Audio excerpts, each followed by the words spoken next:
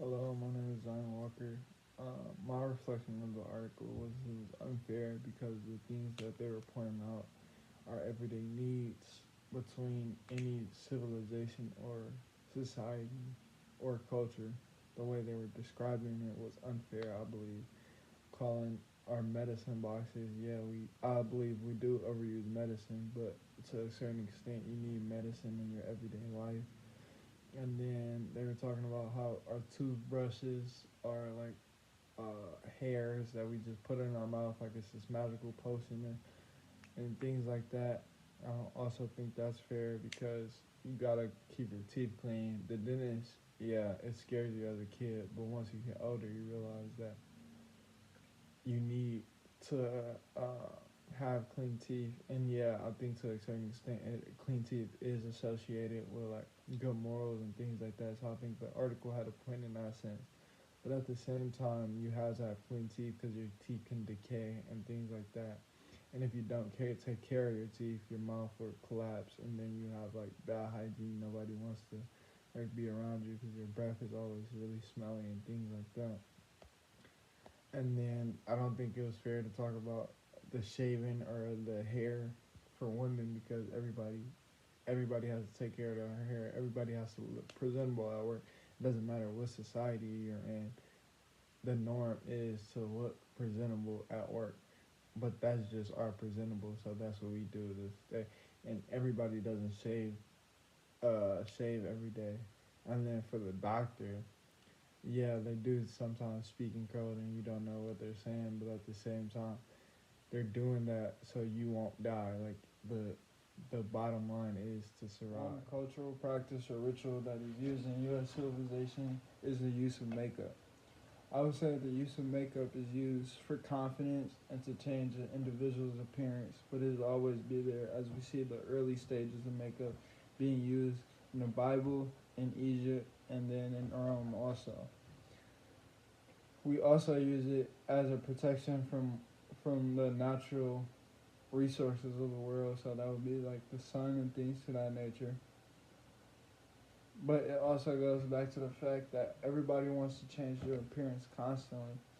At one point, like the article said, it was with the surgeries where like people are changing their features and everything.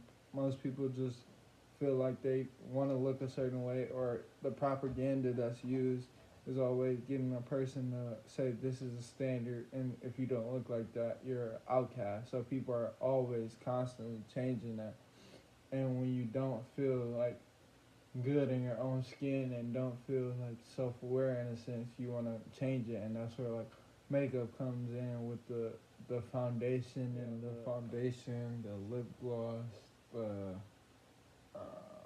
I don't even know, the blender, like everything is just like to make almost in a sense to like enhance one's beauty or to like make it like lighter or darker or whatever like is like whatever is the trend at the time, and that's what like makeup is always like changing yourself to become like closer to an individual. This is where it gets bad, closer to an individual or someone that like you are idolizing in a sense. The two articles that I used to talk about the history of makeup was Why Did We Start Wearing Makeup, which was published in June 13th, 2025 by Britton Canner. And then the other article I used was What is the History Behind Wearing Makeup, March 3rd, 2023 by Scripps News. So the history behind it was originally that it was by Egypt. In the Bible, it was used to protect us from the skin. In Egypt, it was used because of the dustiness and everything like that. So they would wear it under their eyes and cover their face, basically. So like it wouldn't like affect their face and it wouldn't like decay or anything. And then it was used again in the Roman era, era by sex workers and sex laborers. That's what it was associated with. But because the Romans believed that that real beauty wasn't in the physical sense, but it was in your moral compass and your moral duty and what you did on a daily basis.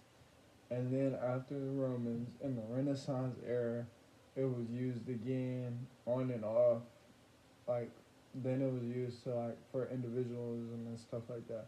And then the Victorian era is where it got shut down again. And Queen Victorian, I believe, was like, nah, this is not what we're doing. This isn't what we want to be associated with. And then after that, in World War One and World War Two is when it really ramped up because that's when Hollywood came into place, and all these different like actresses, actors, singers, dancers, and everything like that started using it. So then the popularity rose again of the makeup, of the lip gloss, and it said that about 90% of um, Americans were using red lip gloss. My personal evaluation of makeup and skincare products is that it's beneficial and detrimental to U.S. culture. It's beneficial because if you get a scar or you're really sensitive to the skin, to the sun, and things like that, it can be really beneficial, and it can help you get over that, and you can hang out in our natural world and things like that, and then it helps heal scars and things like that nature. But it's bad in the sense that when you overuse the products or use the wrong products or use bad chemicals or bad products for you, it can really irritate your skin and cause a lot of even more health problems. And then you're also like you're conforming to the world, you're conforming to others, you're conforming to being an individual, you're trying to stand out in front of people. Don't get me wrong, you should stand out, but at the same time it shouldn't be like to where you're putting yourself on a pedestal and calling yourself better than others, or like really trying to like idolize somebody or be like somebody else. You got to be you and be yourself. And as Christians, we're called to not only be ourselves, not in the individual sense, not in the everybody is better than us sense, or we're better than anybody else sense, but in a way that we know who ourselves is and have self joy and self pride, but also can explain that to others and bring others to Christ.